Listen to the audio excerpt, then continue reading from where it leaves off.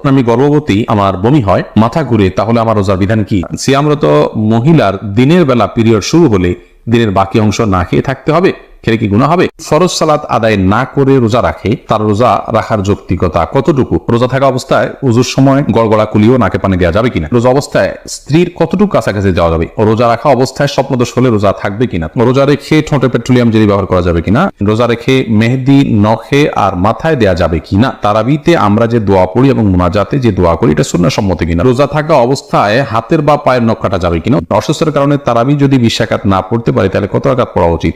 আর বিলম্ব না করে চলুন তাহলে আপনাদের যে সমস্ত প্রশ্নগুলো আমাদের কাছে চলে এসেছে সেগুলোর উত্তর দিতে আমরা শুরু করি। আহমেদ শাহাদাত জানতে চেয়েছেন রোজা থাকা অবস্থায় হাতের বা পায়ের নখ কাটা যাবে কিনা? উত্তর কাটা যাবে, কোনো অসুবিধা। রোজা রেখে হাত পা নখ কাটা যাবে, এর সাথে রোজা ভঙ্গের কোনো সম্পর্ক নেই। এমডি ইয়াকুব হুসাইন জানতে চেয়েছেন রোজা রাখা অবস্থায় স্বপ্নদোষ হলে রোজা থাকবে কিনা? থাকবে, কোনো অসুবিধা নেই। স্বপ্নদোষ মানুষ ইচ্ছাকৃত করে না, অতএব স্বপ্নদোষ হলে বীর্যপাত হয়ে গেলে ঘুমের মধ্যে আপনার রোজা কন্টিনিউ করতে পারা হবে। স্বপ্নদোষের কারণে বীর্যপাত হলে সে কারণে আপনি গোসল করবেন, গোসল ফরজ হবে আপনার, কিন্তু রোজা ভাঙবে না। নাজির আহমেদ ফারুক আপনি জানতে চেয়েছেন তারাবিতে আমরা যে দোয়া পড়ি এবং মুনাজাতে যে দোয়া করি এটা সুন্নাহ সম্মত কিনা? ভাই, তারাবির 4 রাকাত পর পর দোয়া পড়া বা তারাবির শেষে সবাই মিলে আলাদা করে দোয়া করার কোনো শিক্ষা, কোনো নির্দেশ রাসূল আকরাম সাল্লাল্লাহু আলাইহি ওয়াসাল্লাম থেকে দেন নাই। সাহাবায়ে কেরাম তারাবি জামাতের সাথে পড়েছেন, কিন্তু তারা এরকম কোনো দোয়া করেছেন বলে কোনো প্রমাণ নাই। আর শরীরে কোনো কিছুর প্রমাণ না থাকলে ইবাদতের মধ্যে, কোনো ইবাদতের মূল স্ট্রাকচার বা পদ্ধতির মধ্যে কোনো কিছু হাদিসে না থাকলে সেটাকে আমরা ইবাদতের অংশ হিসাবে যুক্ত করা এটা সঠিক কাজ নয়। আমরা মনে করি যে এটাকে কেউ যদি তারাবির অংশ মনে করেন তাহলে ভুল হবে। হ্যাঁ, মাঝে মধ্যে করলেন সেটা ভিন্ন কথা। সালাতের পর দোয়া কবুল সে জায়গা থেকে যা যা মতো দোয়া করলেন সেটাও অসুবিধা নেই, এটা ঐচ্ছিক বিষয়। কিন্তু সিস্টেম বানিয়ে নেওয়া এবং এটাকে একটা ফরম্যাটে আনা যে নিয়মিত এই কাজটা করা সেটা কিন্তু সঠিক নয়। শিরিন আপনি জানতে চেয়েছেন অসুস্থতার কারণে তারাবি যদি 20 রাকাত না পড়তে পারে তাহলে কত রাকাত পড়া উচিত? তারাবি 20 রাকাত না পড়তে পারলে যতটুকু তৌফিক হলো ততটুকু পড়বেন। তারাবির রাকাত ফুলফিল না করলে যে কোনো গুনাহ হবে এমন না, ফরজ রোজার মতো। অসুস্থতার কারণে আপনি যদি 2-4 রাকাত 6 রাকাত কম পড়েন কোনো অসুবিধা নেই। শিহাব মন্ডল জানতে চেয়েছেন রোজা অবস্থায় আতর বা পারফিউম করার বিধান কি? উত্তর হলো জায়েজ আছে, কোনো অসুবিধা নেই। আতর পারফিউম ব্যবহার করা যাবে, রোজা রেখে তেল ব্যবহার করা যাবে, কোনো অসুবিধা নেই। পিয়াস এমডি রাইসুল রেজা জানতে চেয়েছেন সিয়ামরত মহিলার দিনের বেলা পিরিয়ড শুরু হলে দিনের বাকি অংশ না খেয়ে থাকতে হবে, খেলে কি গুনাহ হবে? না খেয়ে থাকা উচিত, বাকি অংশ তার রোজার সম্মানার্থী করা উচিত। এরপরে সাইদুর রহমান জানতে চেয়েছেন ইফতার ও সাহারিতে সাহারির নিয়ত সম্পর্কে কিছু বলবেন, মুখে আরবি উচ্চারণ করা কি জরুরি?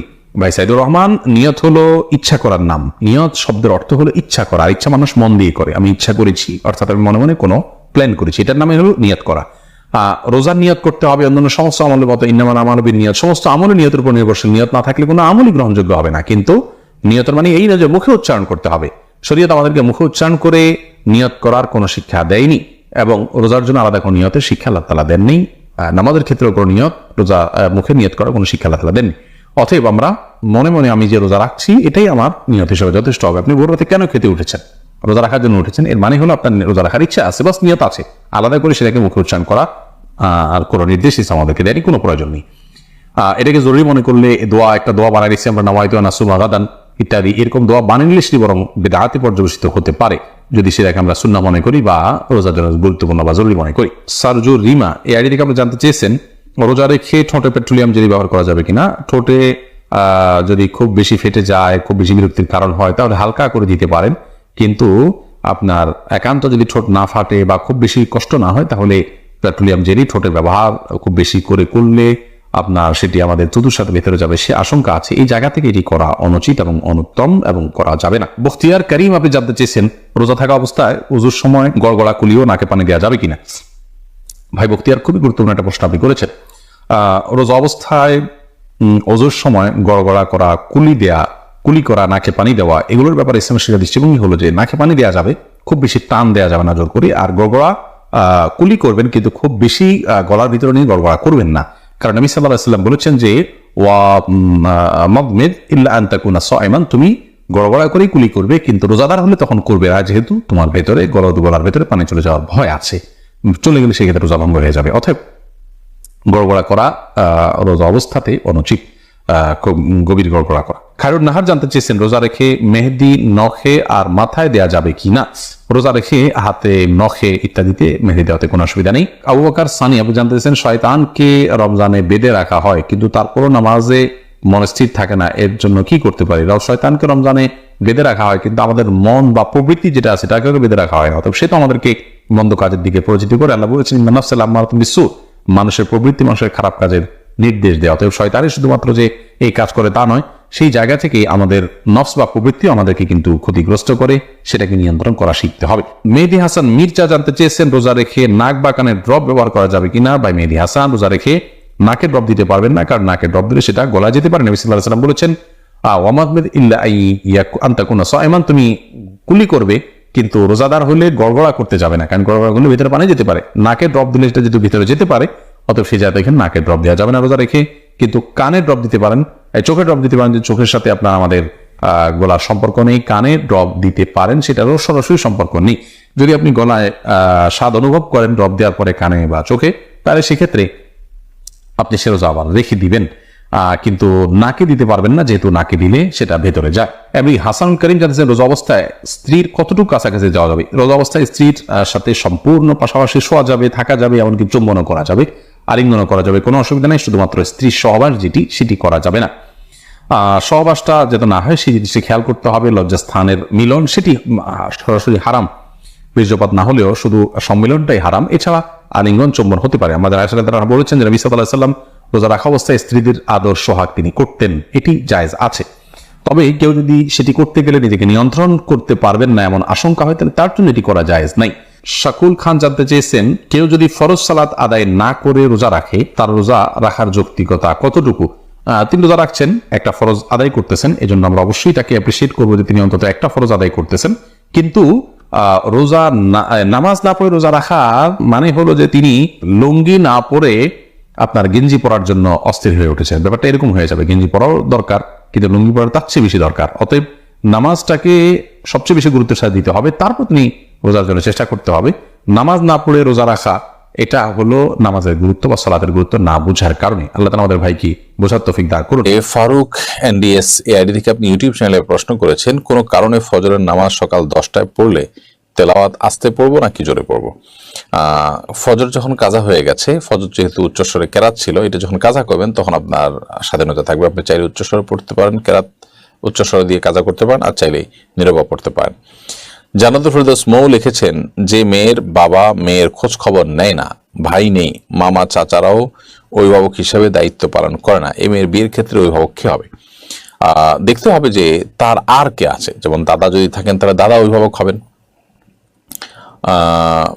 আপনার মামা চাচারা অভিভাবক হিসেবে দায়িত্ব পালন করে না বলতে আপনি কি বোঝাতে চেয়েছেন? যদি এমন হয় যে না, তারা স্বীকারোক্তি দিতে চান না, ফোন ধরেন না, সময় দিতে রাজি না, কোনো ক্ষেত্রে দায়িত্ব নিতে রাজি না, তাহলে তো সে অভিভাবক থাকার না থাকার সমান। তাহলে পরবর্তী অভিভাবককে আছে এটা দেখতে হবে, দাদা আছেন কিনা, নানা আছেন কিনা দেখতে হবে। এরকম রক্ত সম্পর্কে কেউ যদি দূরবর্তীও থাকেন তাহলে তারা অভিভাবকত্ব করবেন। যদি সেরকমও কেউ না থাকে, বেঁচে নেয়, যারা বেঁচে আছে তারা অভিভাবকত্ব করতে চায় না বা তাদের কোনো আগ্রহ নাই এবং তারা বরং আপনার অনাগ্রহ দেখানোর কারণে কোনো প্রকার ইনভলভ হতে চান না, তাহলে সেক্ষেত্রে এরকম মেয়ের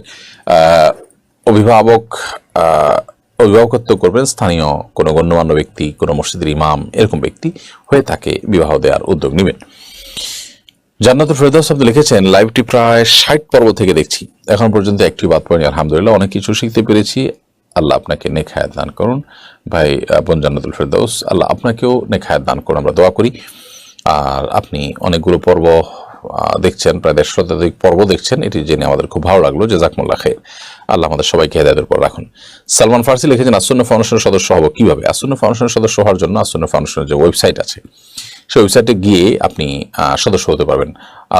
www.asunnahfoundation.org এটা লিখে আপনি যদি সার্চ করেন গুগলে, তাহলে সেক্ষেত্রে আমাদের ওয়েবসাইট চলে আসবে। সেখানে সদস্য হওয়ার নিয়ম একদম ফ্রন্ট পেজে আপনি দেখতে পাবেন, সেখানে ক্লিক করে সদস্য হতে পারেন। এছাড়া আমাদের এই পেজে যেখানে লাইভটি দেখতে পাচ্ছেন, আমাদের এই পেজে আমাদের ফাউন্ডেশনের যে পেজ আছে, ভেরিফাইড পেজ, আমাদের ইউটিউব চ্যানেল, সব জায়গায় আমাদের অফিসের নাম্বার আছে। এই নাম্বারে আপনি অফিস টাইমে ফোন করেও সদস্য হতে পারেন ইনশাআল্লাহ তাআলা। রোমানা আক্তার খান আপনি লিখেছেন আমারও আমার পরিবারের জন্য দোয়া করবেন। অবশ্যই আল্লাহ তাআলা আপনাদের প্রতি রহম করুন, আমরাও দোয়া চাই। আমাদের সমাজে সুস্থ মণ্ডলী সবার জন্য দোয়া করে আল্লাহ তাআলা সবাইকে কল্যাণের পথে রাখুন, সুস্থ রাখুন, নিরাপদে রাখুন, ভালো রাখুন। আব্দুর রাজাক এইচটি এর দিকে আপনি লিখেছেন ফরজ নামাজের আজানের পরে মাইকে বা হ্যান্ড মাইকে নামাজে আসার জন্য আবার ডাকাডাকি করা যাবে কিনা জানলে খুশি হতাম। না, পুরোনো ডাকাডাই করা যাবে না, কারণ প্রথম যে আপনি আজান দিয়েছেন এটাই ডাক। এরপর আলাদা করে ডাকাডাই করা মানে হলো যে প্রথম, অর্থাৎ বিশেষ করে মাইকে আপনি আজানের মতো করে ডাকলেন, সেটার মানে হলো আপনি একাধিক আজানে বিশ্বাসী, বা এটাও এক প্রকার আজান। আর যদি এমনিতেই ওরকম মাইকে ডাকাডাই কিছু না, জাস্ট ব্যক্তিগতভাবে কাউকে স্মরণ করে দিলেন যে আজান হয়েছে বা ওয়াক্ত হয়েছে, তাহলে সেটা তো জায়েজ আছে, অসুবিধা নেই। এরপরে নাজিফা তাসনিম আপনি লিখেছেন ঘুমানোর আগে যে দোয়া পড়ি মুখ না নাড়িয়ে মনে মনে পড়া যাবে কিনা। যে কোনো দোয়া বা তেলাওয়াত যেগুলো পাঠ করার নির্দেশ এসেছে সেগুলোতে মুখ নাড়তে হবে, জিহ্বা নাড়তে হবে, মনে মনে পড়লে সেটি পড়া হয়েছে বলে বিবেচিত হবে না। রেজাল করিম মাহমুদ লিখেছেন ওয়াশরুমে কি মোবাইল নিয়ে যাওয়া যাবে? দেখুন, ওয়াশরুমে যত অল্প সময় নিজের কাজ সেরে চলে আসা যায় ততই ভালো, অতএব মোবাইল নিয়ে না যাওয়া উচিত। মোবাইলের সাথে আমাদের সম্পর্কটা এত মানে গভীর হয়ে গেছে আজকাল যে আমরা মোবাইল ছাড়া ওয়াশরুমে যেতে পর্যন্ত পাই না। তো মোবাইল নিয়ে ওয়াশরুমে গেলে অনেক ডাক্তারের সাথে আমার আলাপ আলোচনা হয়েছে, তারা অনেকে আছে কোমরে বসে লম্বা সময় ব্যয় করেন, এবং এটি অনেক কোলোরেক্টাল আপনার রিলেটেড অনেক রোগের কারণ হয়। তো স্বাস্থ্যের জন্য এটি ভালো না। তাছাড়া সেখানে একটা নাপাক জায়গা লম্বা সময় বসে থাকা এবং সেখানে বাল্টি করা, উন্নত অনেক দেশে পেপার পত্রিকা পড়ে মানুষ নানান কাজকাম করে, এগুলো কোনোটাই ইসলাম শরীয়ত দৃষ্টিতে কোনো প্রশংসনীয় কাজ না, নোংরা কাজ। যথাসময় এটা থেকে বিরত থাকা উচিত। শামসুল হক লিখেছেন আপনার মতো বিজ্ঞ আলেমরা মাহফিল বিমুখ হওয়ার কারণে এক ধরনের শূন্যতা সৃষ্টি হচ্ছে, আপনাকে আবার মাহফিলে ফিরে আসা আহ্বান জানাচ্ছি। ভাই শামসুল হক, আমরা এই বছর মাহফিল করব না, এটা আমরা আগে ঘোষণা দিয়েছি। আর এটাও এক রকমের পরীক্ষামূলক যে আমরা মাহফিল না করে ভিন্ন কোনোভাবে দাওয়াতি কাজ করতে পারি কিনা। তো আলহামদুলিল্লাহ সেটি আমরা করছি। তবে আগামী বছর আমরা মাহফিল করতে আবার নতুন করে আমরা ভাববো কিনা সেটা নিয়ে আলাপ আলোচনা ইতিমধ্যে আমাদের মধ্যে হচ্ছে। আমরা যদি পরামর্শ করি, ভালো মনে করি, ইনশাআল্লাহ বিদিনা পরামর্শের সিদ্ধান্ত হলে আমরা আগামী বছর খুবই সীমিত পরিসরে মাহফিল করতেও পারি, যদি আল্লাহ তাআলা তৌফিক দান করেন। ত্রিহান আপনি আইডি থেকে জানতেছেন আমি গর্ভবতী, আমার বমি হয়, মাথা ঘুরে, তাহলে আমার রোজার বিধান কি? যদি বমি হয় এতে রোজা ভাঙবে না, ইচ্ছাকৃত বমি না করলে রোজা ভাঙবে না। হাদিসে আসেন নবী সাল্লাল্লাহু আলাইহি ওয়াসাল্লাম বলেছেন যে ব্যক্তির বমি হয় তার রোজা ভাঙবে না, যে ইচ্ছাকৃত বমি করে হাত দিয়ে বা বের করে তার রোজা ভাঙবে। আর যদি বমি হওয়ার পর কিছু আপনি গিলে ফেলেন তার কারণে রোজা ভাঙবে, কিন্তু এমনি বমি হলে রোজা ভাঙবে না। মাথায় ঘুরে বমি হয় তারপর কষ্ট করে আপনার রোজা রাখা উচিত, এটা ফরজ রোজা, এখানে কার্পণ্য করা উচিত নয় এবং ত্রুটি করা উচিত নয়। আল্লাহ আমাদের তৌফিক দান করুন। এলমি একটা অনুষ্ঠান করা এবং হাদিস ভিত্তিক জ্ঞানের একটি অনুষ্ঠান, তবে এটিকে অন্যদের দেখার সুবিধার্থে, অন্যদের জানার সুবিধার্থে শেয়ার করে দিন, ওয়াচ পার্টি করে দিন। এর মাধ্যমে আপনার ছোট্ট একটি ক্লিকের মাধ্যমে অনেক বেশি অফুরন্ত সওয়াবের আপনি অধিকার হতে পারবেন। শয়তান আমাদেরকে এরকম সহজে অনেক বেশি অর্জন হতে পারে সে আমলগুলো থেকে ভুলিয়ে রাখে এবং এগুলোকে আমাদের কাছে গুরুত্বহীন করে রাখে। অতএব শয়তানকে আমরা কোনোভাবেই যেন সুযোগ না দিই। আল্লাহ তাআলা সেই তৌফিক দান করুন। আমরা দাওয়াত এবং দ্বীন প্রচারের অংশ হিসাবে এই পোস্টকে শেয়ার এবং ওয়াচ পার্টি করি। এরপরে শাহরিয়া জামাল আপনি লিখেছেন আমি কিভাবে আল্লাহর পথে ফিরে আসবো। আল্লাহর পথে ফিরে আসার জন্য আপনি সমস্ত পাপাচার গুনহার কাজ ছেড়ে দিয়ে আল্লাহ সমস্ত নির্দেশগুলোকে মেনে মেনে চলার চেষ্টা করুন, কোরআন হাদিস জেনে সে অনুযায়ী আমল করার চেষ্টা করুন, এটাই আল্লাহর পথে ফিরে আসা। আশরা হুমায়রা আপনি লিখেছেন কোনো বাচ্চা যদি ডায়পার পরা থাকে আমি বুঝতে পারি তার পেশাব বা টয়লেট হয়েছে, আমার ওযু থাকা অবস্থায় সে যদি আমার কোলে থাকে তাহলে ওযু ভেঙে যাবে? না, ওযু ভাঙবে না, কারণ আপনার শরীরে কোনো নাপাক লাগছে না। এমনকি নাপাক যদি লাগেও লিক হয়ে শরীরে লাগলো, কাপড়ে লাগলো, তাহলে সেক্ষেত্রে আপনার ওযু ভাঙবে না। তবে যে জায়গায় লেগেছে ওই জায়গাটা ধুয়ে ফেলতে হবে। আর যদি না লাগে, ডায়পারের ভিতরে থাকে, তাহলে সেক্ষেত্রে ওযুও ভাঙবে না, কাপড় জোড় নাপাক হবে না। কারণ ওযু তো আপনার শরীর থেকে নাপাক বের হলে ভাঙবে, বাচ্চার শরীর থেকে নাপাক বের হলে আপনার ওযু ভাঙবে না। আর নাপাক যদি আপনার শরীরে না লাগে তাহলে সেক্ষেত্রে শরীর বা কাপড় নাপাক হওয়ার প্রশ্ন নেই। রাফিন আহমেদ লিখেছেন আজানের সময় কি বাথরুম করা যাবে? আজান চলছে এই সময়টাতে আপনি ওয়াশরুমে যেতে পারেন, কোনো অসুবিধা নেই। এরকম করে নিষেধাজ্ঞা নেই যে আজান চলছে ওই টাইমে আপনি ওয়াশরুম টয়লেটে যেতে পারবেন না। অম্মি হাবিবা সোনিয়া আপনি লিখেছেন আমার প্রেগনেন্সির 11 সপ্তাহ পর অ্যাবর্শন করা হয়, এই অবস্থায় কি আমার নামাজ পড়তে হবে? 11 সপ্তাহ পর যদি আপনার অসুস্থতার কারণে বাচ্চা অ্যাবর্শন করতে হয়, ডিএনসি করতে হয়, তাহলে সেক্ষেত্রে ব্লিডিং হলে আপনি নেফাসের মতো সন্তান প্রসব পরবর্তী যে ব্লিডিং সেটার মতো করে সর্বোচ্চ 40 দিন পর্যন্ত আপনি নামাজ পড়বেন না। আর যদি এরপরও ব্লিডিং হয় তাহলে তখন নামাজ পড়বেন। আর যদি 40-এর নিচে থেমে যায় ব্লিডিং, তাহলে যে কদিন ব্লিডিং হয় নামাজ পড়বেন না, বাকি দিনগুলোতে আপনি নামাজ পড়বেন। এরপরে মাহমুদ আল হাজি এর দিকে আপনি লিখেছেন আমি একদিন ভুল করে তাড়াহুড়োয় বাসের ভাড়া না দিয়ে বাস থেকে নেমে পড়েছি, এখন এক্ষেত্রে কিভাবে বাসের দায়িত্বশীল লোকজন হক আদায় করবো? বাস কোম্পানি যদি নাম জানা থাকে তাহলে সেই কোম্পানির টিকিট কেটে আপনি ছেড়ে ফেলে দিন, টাকাটা তাদের ওখানে ঢুকে গেল, সেটি একটা প্রক্রিয়া হতে পারে। আর যদি সেরকম কোনো কোম্পানির বাস না হয় তাহলে সেক্ষেত্রে খুঁজে বাসটাকে সম্ভব হলে খুঁজে বের করে সেখানে তাদের টাকাটা পরিশোধ করবেন। যদি সেটাও সম্ভাবনা না থাকে তাহলে তাদের তরফ থেকে তার সাদকা করে দেবেন ইনশাআল্লাহ তাআলা গরিব দুঃখী, এবং তাদের পক্ষ থেকেই সেই দেনা পরিশোধ হয়ে যাবে। আপনার পক্ষ থেকে সে দানা তাদের জন্য পরিশোধ হয়ে যাবে ইনশাআল্লাহ। জান্নাতুল জাহিদ আপনি লিখেছেন, অসুস্থ মাকে ছেলে কি প্যাম্পাস পড়াতে পারবে? আল্লাহ মাফ করুন, যদি এরকম কোনো পরিস্থিতি হয়, মা অনেক বৃদ্ধা হয়ে গেছেন, অন্য কোনো মানুষ নেই, তাহলে সেক্ষেত্রে ছেলে সন্তান এটি করতে পারবে যদি কোনো বিকল্প না থাকে। আর অবশ্যই চেষ্টা করা উচিত বিকল্প দেখে বের করার, যে কোনো নারীকে সেবিকা হিসাবে নিয়োগ দেওয়ার বা তাদের মাধ্যমে করানোর এই চেষ্টা থাকা উচিত। কেউ না থাকলে, সেরকম কোনো সুযোগ না থাকলে সন্তান করলে গুনাহ হবে না। শহীদুল ইসলাম অমি আপনি লিখেছেন, টাকনুর নিচে প্যান্ট পরা বা ঢেকে রাখা নিষেধ, তাহলে মোজা পরলে তো টাকনু ঢেকে যায়, তখন কি করব?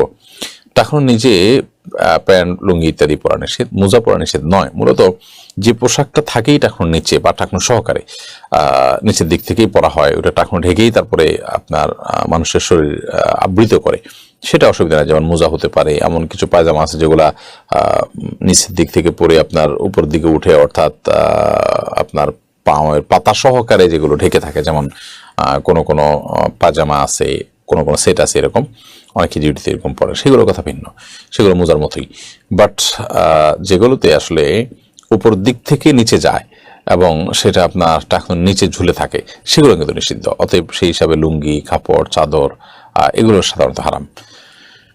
এরপর নুজহাত হাসান লিখেছেন, আমার স্বামী 6 জানুয়ারি 2023 ইন্তেকাল করেন, কিন্তু 2023 আমরা হজ পালনের প্রস্তুতি নেই। এক্ষেত্রে আমার স্বামীর হজ কি আল্লাহ পাক কবুল করেছেন? আর আমি যে হজে যেতে পারলাম না, সেক্ষেত্রে আমার করণীয় কি? আপনার স্বামী 6 জানুয়ারি 2023 যে মারা গেছেন, আল্লাহ তাআলা তার প্রতি রহম করে, আমরা দোয়া করি। 2023 হজ পালনের প্রস্তুতি নিয়েছেন, কিন্তু সম্ভবত আপনি জানতে চাচ্ছেন যে হজ তিনি করতে পারেন নাই, সম্ভবত আপনি বলতে চাচ্ছেন। যদি প্রস্তুতি নিয়েছেন কিন্তু হজ করতে না পারেন, তাহলে সেক্ষেত্রে আল্লাহর কাছে বিনিময় তিনি পেয়ে যাবেন ইনশাআল্লাহ। কিন্তু তার সে টাকা যেটা তিনি হজ করতে চেয়েছেন, এই টাকাটা যদি অন্য আগে থেকেই তার উপরে হজ ফরজ হওয়ার মতো টাকা থেকে থাকে, তার কাছে টাকাটা এসে থাকে, তাহলে সেক্ষেত্রে আগেই হজ ফরজ হয়েছে। ধরুন 2019-18-তে, মাঝে তো 20-21 আপনার করোনার কারণে করার সুযোগ ছিল না, তো তার আগে যে সময়গুলোতে, সেই সময়গুলোতে হজ করতে যে টাকা তখন লাগতো, তখন তার কাছে টাকা ছিল, তিনি বিলম্ব করেছেন, তাহলে এখন তারপর হজ ফরজ হবে।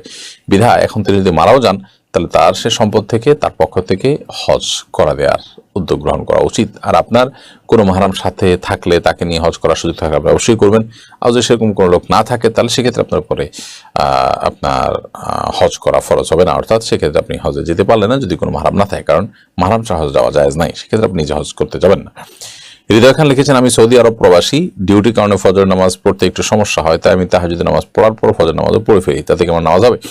ওয়াক্ত হইতে হবে। তাহাজ্জুদের পর যদি ওয়াক্ত শুরু হয়ে গেছে, তখন শুরুতে আপনি নামাজটা পড়ে ফেলছেন, সেটা জায়েজ হবে। পরে তাহাজ্জুদ ওইভাবে সেট করবেন যাতে ওয়াক্তের শুরুতে নামাজ পড়া হয়ে যায়। আর যদি ফজরের ওয়াক্ত যখন শুরু হয়, তার আগেই আপনি তাহাজ্জুদ পড়েন, রাত 3টা 3:30টায়, তখন তাহাজ্জুদ পড়ে আপনি সাথে ফজর পড়ে ফেলেন, তাহলে সেক্ষেত্রে আদায় হবে না। কারণ ইন্নাস সালাতা কানাত আল মুমিনিনা কিতাবাম মাওকুতা, আল্লাহ তাআলা বলেছেন সালাত ঈমানদারদের জন্য নির্দিষ্ট সময়ে পড়াটা অপরিহার্য করা হয়েছে, বিধায় সেটি খেয়াল রাখতে হবে। এরপরে মাহমুদ আল হাজি এর থেকে আপনি লিখেছেন, আমি একদিন ভুল করে তাড়াহুড়োয় বাসের ভাড়া না দিয়ে বাস থেকে নেমে পড়েছি।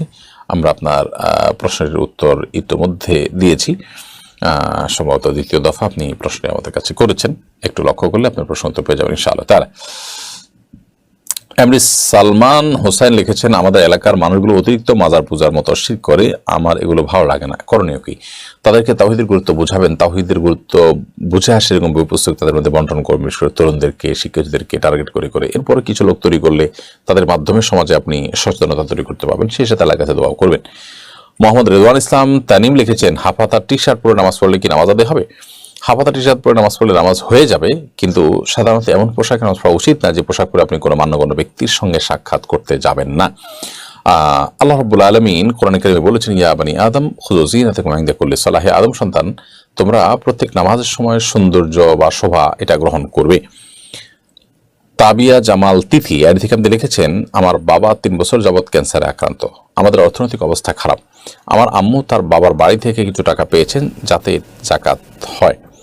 এখন এই জাকাতের টাকাটা কি আমরা আমাদের পরিবারে খরচ করতে পারবো কিনা? আপনার বাবার প্রতি আল্লাহ তাআলা রহম করুন, আমরা দোয়া করি তার জন্য।